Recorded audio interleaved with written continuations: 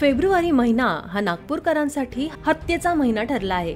बुधवारी रात्री शहरात आणखी एका हत्येची नोंद करण्यात आली। क्षुल्लक कारणावरून शेजारी राहणाऱ्या आरोपी बाप बेट्याने रेल्वेतील एका कर्मचाऱ्याची चाकूने भोसकून हत्या केली।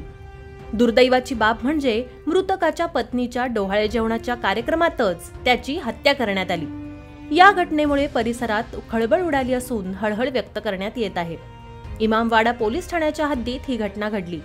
महेश विठ्ठल बावणे वय वर्ष 23 असं मृतकाचं नाव आहे, तर शेरू उर्फ शंकर भोलासिंग राठोड वय वर्ष 52 व ऋतिक शंकर बावणे वय वर्ष 21 अशी आरोपींची नावे आहेत। ते महेशच्या शेजारीच राहत होते।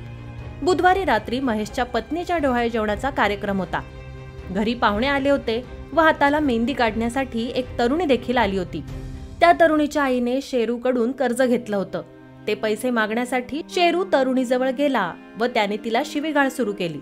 तुझ्या आईने पैसे घेतले असून तू फोन उचलत नाही, जर पैसे वेळेवर दिले नाही तर बघून घेईन अशी धमकी दिली।